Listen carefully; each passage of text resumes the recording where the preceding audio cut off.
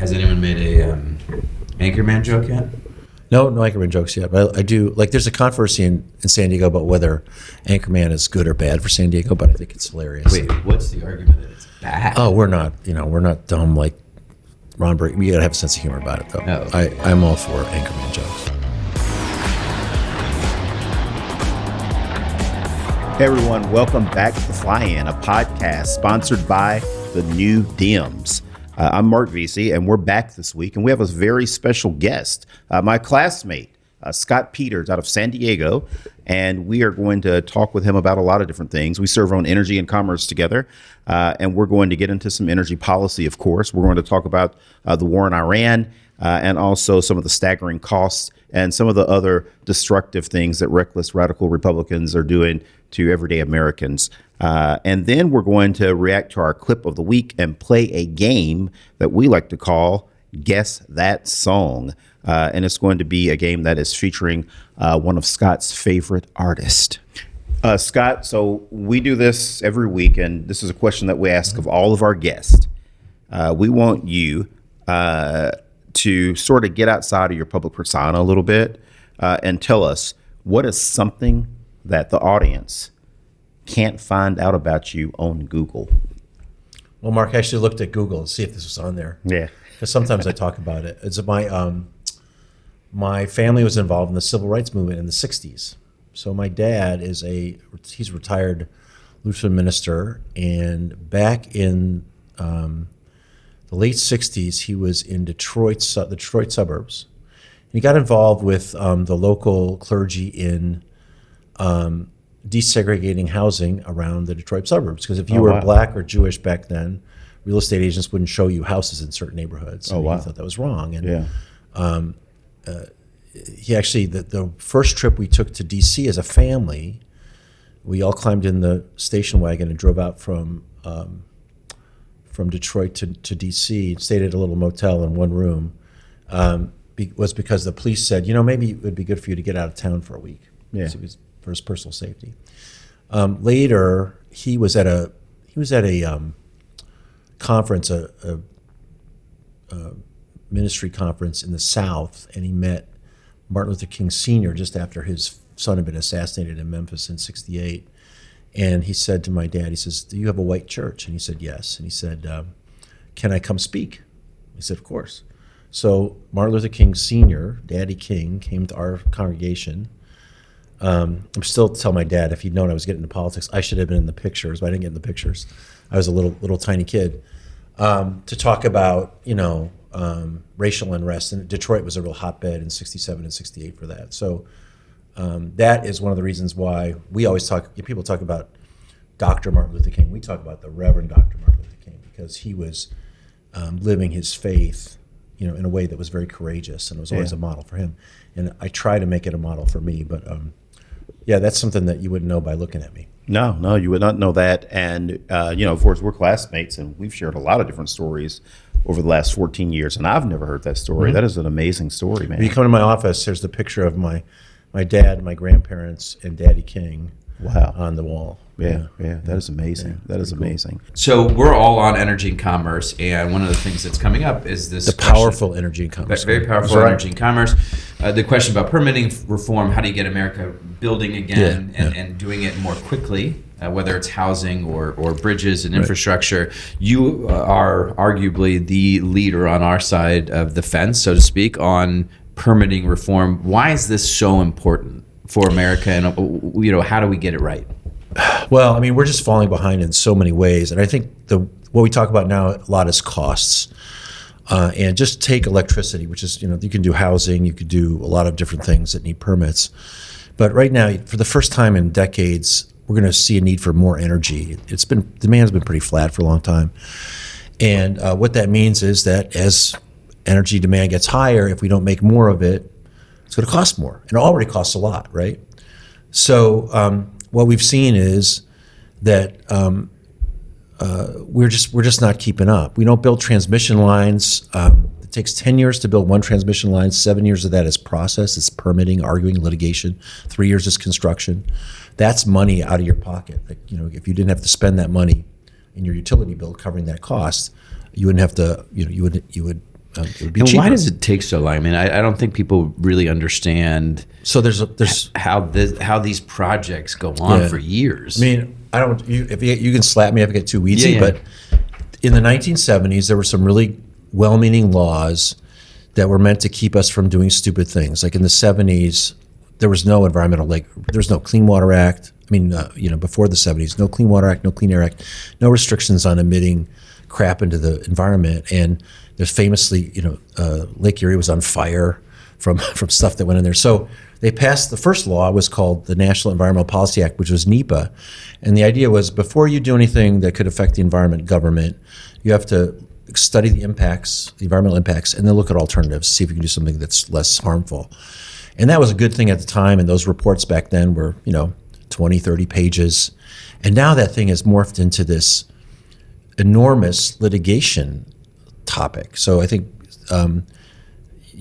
people will sue over a project to stop the project or delay a project because they'll say the analysis wasn't good enough. Mm-hmm. And it's become the reports are now written to defend against litigation, not to analyze the problem. So that, you could, for a big project, the report could take 4 years to prepare, and then if you have litigation that the thing wasn't prepared right, it could be another 4 years. And most of the things, by the way, aren't oil and gas projects. It's like if you want to build, mass transit, you want to build a train, if you want to build a solar farm, those kinds of things are the things that are getting caught up. So my argument, I think that a lot of Democrats are on board with this, is let's modernize the environmental laws to meet the environmental challenges of today, which is building stuff. It's building offshore wind, it's building transmission lines, building utility scale solar, hydrogen pipelines, all the things that we need for a transition to a cleaner economy. That's true in housing too. We don't build housing to keep up with demand. You see the cost of housing go up all over the place. It's all about getting rid of the red tape in permitting. So, we've taken that on. I think on the Republican side, the businesses have always wanted faster permitting. We still want to keep high environmental standards. I think we can get to high environmental standards with less drag on the economy. On the Democratic side, there's a real reluctance to give up on these bills that are sort of have this religious significance. As if NEPA came to us from Moses on tablets. It didn't. It came from people like us, 50 years ago trying to solve problems. Democrats really want transmission to be built. And the reason for that is, well, first of all, it's for reliability, for cost. But to get electrons from Arizona, from the sun, to Detroit, where they need to be used, you need wires. Yeah. And we today, the wires are so congested that you can't even hook up a gas plant in Kentucky if you built it tomorrow. Yeah. Microsoft, heroically, talking about AI data centers, going to use all this power. Microsoft's planning to reopen 3 Mile Island, right? The nuclear power plant in Pennsylvania that had those problems. But they were told they can't hook it up till 2031. What's going on? We can't compete. I can tell you what China's doing, which is, and by the way, here's the other thing for environmentalists. This is what Democrats should seize on. The interests of the market, the energy market, and the environment are completely aligned now. What wants to be built, I think 90% of what we built last year was renewable energy. And Texas is leading this, by the way. Texas builds tons of solar and wind. Yeah. As I say on the committee all the time. Yeah. So if you get out of the way of everything, we win. We win 90-10. That's a good score, right? Yeah. So I think Democrats should not be in the way. Republicans should be on board. And the markets, China, just one more example. China, the year before last, a gigawatt is about enough to power San Francisco, about a nuclear power plant. And the United States did 60 gigawatts new generation, okay? By comparison, China did 90 just in coal, which is not economical here, but there's a lot of cheap coal around the world. But they did 80 in wind, and they did 227 gigawatts of solar. China's not climate warriors, right? They're not doing this because they believe in stopping climate change. They're doing it because that energy is the easiest to the grid, easiest to the families, easiest to the businesses. And that's what would happen if we got out of the way here. What's the total? If we're doing 60, what's China doing? Oh, they're doing hundreds. They're doing way more than we are. It sounds like 300-400. Yeah. But I'm just saying, the mix is clean, except for the coal. So, Scott, that brings us to our next topic, which is Iran, particularly the theocracy of Iran. Now they feel like their hand has been strengthened because they know that they can control the strait to a certain extent. And even with the threat of bombing, they continue to say that they're going to go along this course of operating the strait. That's just how important that it is to them. But since that time, we've had gas prices that have really spiked over 20% just in the past month. We think that the average household is going to pay an extra $740 in gas this year. We just heard Secretary Wright, who spoke at the committee, Trump's Secretary of Energy, who just spoke at the committee a few days ago. He said that we're not going to see gas prices drop dramatically until 2027 at the earliest. Yes, right. And so that begs the question about what the hell are we doing here? Exactly. Like what are we doing here? What are you hearing from constituents back in San Diego about all of everything that's happening with Trump and the Iranian theocracy and this folly that he has drug America into? There's just no question inflation is higher now than it was. And what you see with, again, I can't imagine, Greg, that this was any master strategy to get gas prices to go up so much. We went to CERAWeek, which is the big energy conference in Houston, and Dan Yergin, the sort of the expert on world energy, said, if this lasted till basically now, this wasn't going to go away for a long time. And even, I guess, Secretary Wright acknowledged that. So it's horrible.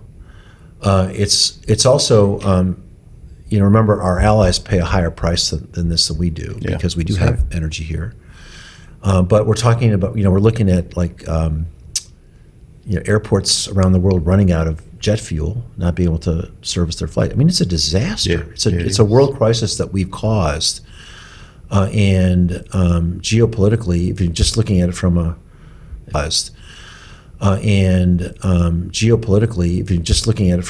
So let me ask you this: the administration is roughly asking for about $1.5 trillion in increased military spending. I think that's what Trump and hedge stuff. 40% increase. That's a 40% increase. Yeah. With all of that, we've talked about the strait. We've talked about the impact on families. We've talked about the fact that the theocracy now sees the United States in many ways as a paper tiger. Should we approve this increase? No.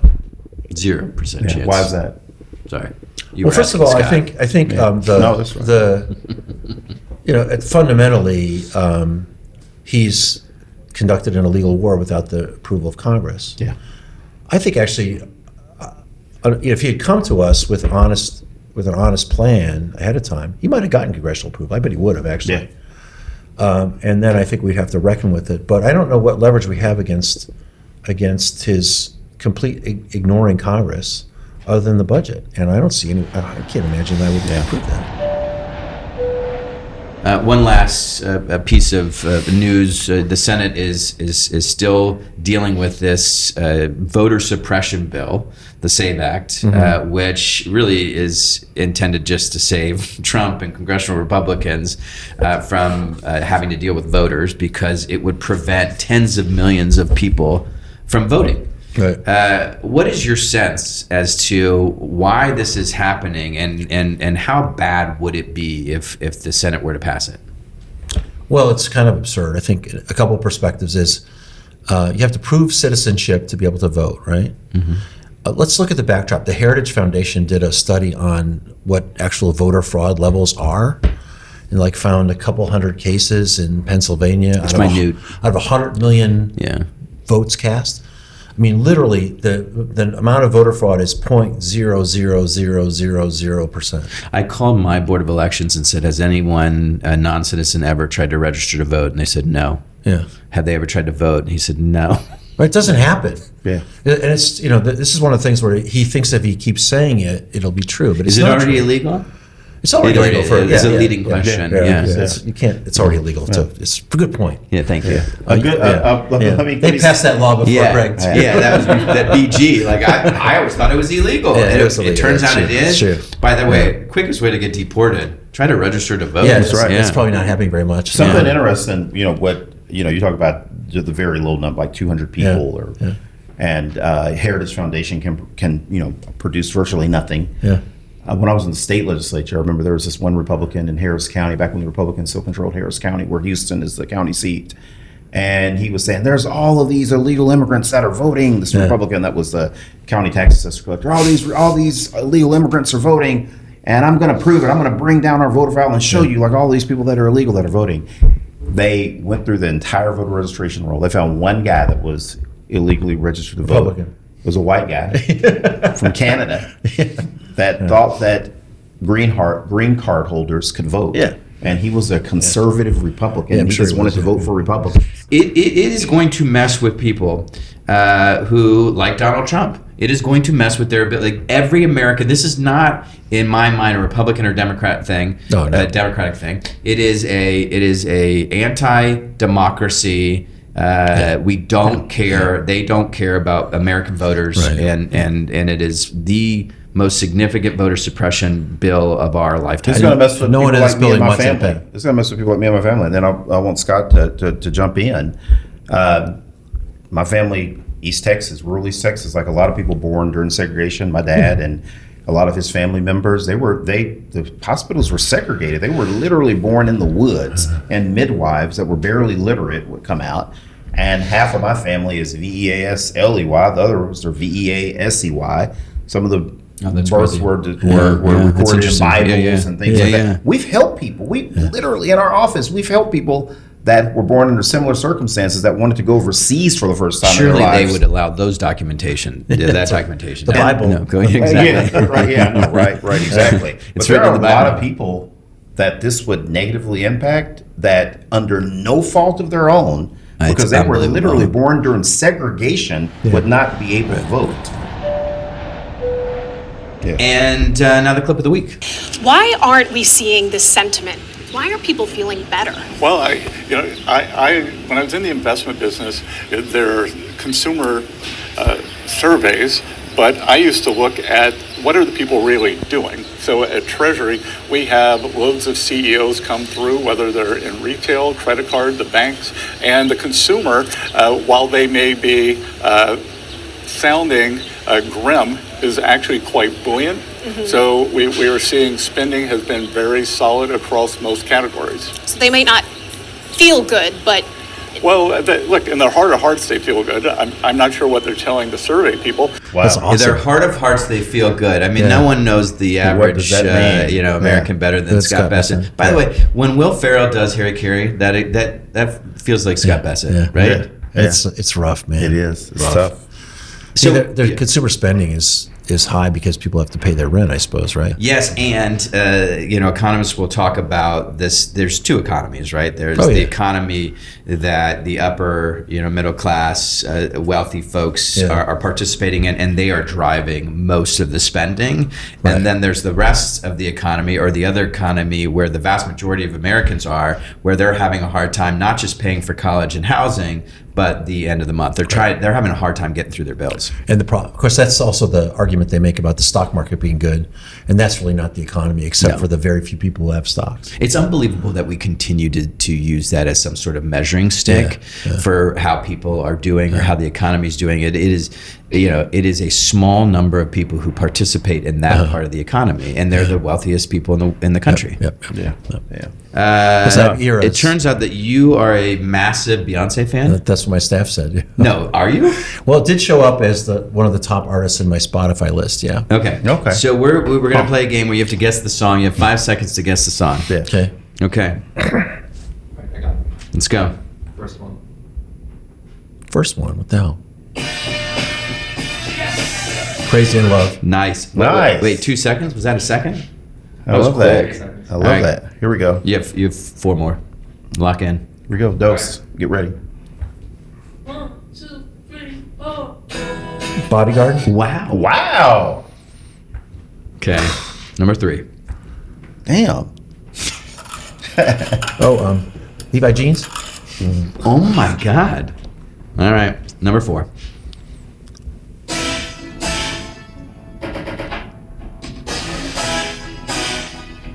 No. Oh, is this the cowboy one? I don't know. What No. is it? I don't know the cowboy one. Nope. Sorry. All right. Last one. Irreplaceable. Yeah. right. 4 for 5. That's Unbelievable. not. Well, hold on. But I have a Unbelievable. bonus one that Yeah. I swear he does not know, and we don't have to play it, but you just complete the lyrics. Okay, you ready? Me, myself, and I. Nope. Nope. You said I didn't know it. Yeah, you literally said What is it? he's not going to Me, know myself, it. and I. Okay. Me, myself, and I. Wait, is that Beyonce? Yeah. Oh, Yeah, okay. Yeah, I can It sounds like barely Veasey. tell the difference. It sounds like Veasey. Yeah. All right, before we get out of here, we always ask our guests, there's a lot that doesn't get covered. What's something that's happening either here or around the world that should be covered more than it is right now? Something that we really should be paying more attention to? I think it's a huge thing that everybody knows about, no one talks about, which is the budget deficit and debt. Almost debt- 40 trillion. The debt of the country is 39 trillion. It's as big as part of the economy as it was after World War II. The problem is that every year we borrow $2 trillion to pay our expenses. Yeah. So it goes from 32 to 34 to 36 every year. Yeah. And what's the crime about this? There's a crime against the rich, against the old, and a crime against the young. The crime against the old is that Social Security is about to go sideways when the lines cross and revenues don't meet expenses. There's automatic across the board 24% cuts, and that occurs in about 8 to 10 years. We're not going to be able to bail that out with this deficit. So those cuts are going to happen. And if you care about Social Security, you're older, you're going to get cut by 24%, whether you're 72 or 92, whether you're rich or poor. We should be talking about that now. And for young people, it's generational theft. I wish young people would understand that what's happening every time we borrow $1 trillion is we're spending today's money and tomorrow pays the bill. And it's going to already interest is as big a part of the budget, a bigger part of the budget than defense. And so we're forcing these bills onto our future, onto our kids and our grandkids. It's immoral, and I think if I were young, I'd be outraged. There's so many issues that require serious leadership, and this country is in desperate need of a president and a Congress that are capable of taking on these big issues like our debt, like the housing crisis, like the healthcare crisis, the energy crisis. And my hope is that we're a few years away from that, as opposed to this being the rest of our lives, because this doesn't work. And I would just ask voters, remember, when these elections are job interviews, they're not casting a movie. Yeah. If someone comes to you and says, I'm going to go fight for you, and then you find out people are fighting, Yeah. Don't send us someone you wouldn't hire to solve your own problems. Yeah. Think about who you're hiring when you vote in these elections, because these are serious jobs. It's a serious job, and you want people who can do the job. Yeah. Hey, man, it was fun. awesome having you. Thank you. Good job. Appreciate it, man. Yeah. Well, thank you. Yeah. Thanks for doing this.